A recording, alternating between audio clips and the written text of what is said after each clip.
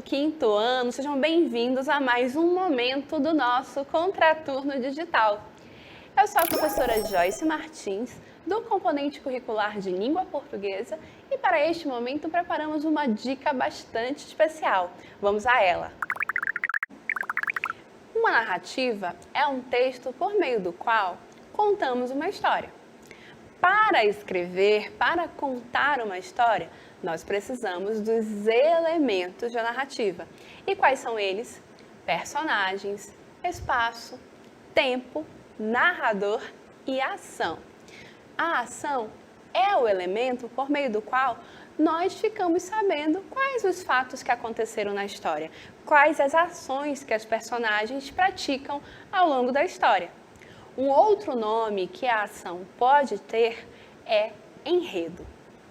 Quando analisamos o enredo ou a ação de uma história, nós então observamos aquilo que nós chamamos de momentos da narrativa.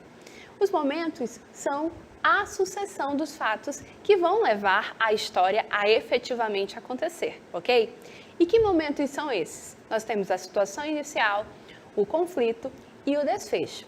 A situação inicial é aquilo que é a rotina, é aquilo que é a normalidade, aquilo que sempre acontece, né? E se a gente vai contar uma história que sempre vai ficar na situação inicial, a história não vai ser interessante.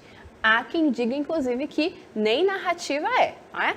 O próximo elemento é o conflito. Precisa de conflito para que a história efetivamente aconteça. E o que é o conflito? É um fato que acontece e que vai quebrar a normalidade. Algo que vai fazer com que os fatos se desenrolem e a narrativa se torne interessante, tá bom? E, por fim, nós temos o desfecho.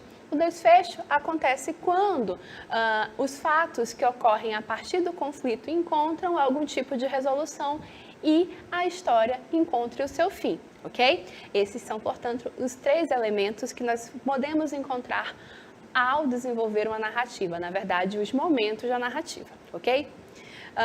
E normalmente, quando nós observamos uma narrativa, quando contamos uma história, nós vamos perceber que, em geral, obedece-se à ordem dos acontecimentos. Né? Então, vamos contando a história de acordo com como os fatos aconteceram. Aquilo que aconteceu primeiro é contado primeiro e assim sucessivamente. Quando isso acontece, nós podemos dizer que o enredo é linear. Mas nem sempre isso acontece. É possível que uma narrativa apresente os fatos numa ordem diferente daquela em que eles aconteceram. Como exemplo disso, vamos citar o romance Memórias Póstumas de Brás Cubas. Neste romance, o narrador, após a sua morte, resolve contar a história da sua vida e ele volta a um momento do seu nascimento e então começa a narrar tudo aquilo que aconteceu até o momento da sua morte. Então notem que qual é a linha normal da vida? Você nasce, vive toda a sua vida e depois você morre. Mas nessa narrativa o que acontece? Primeiro o narrador morre e depois ele volta para o seu nascimento. Então vejam que houve aí uma inversão na ordem em que os fatos foram aparecendo na história. Quando isto acontece, nós dizemos então que o enredo da história é não linear. Antes de encerrarmos esta dica, temos um recado para você. Siga as nossas redes sociais. O nosso endereço é @contraturnodigital. Inscreva-se também no nosso canal no YouTube. Estamos esperando você por lá.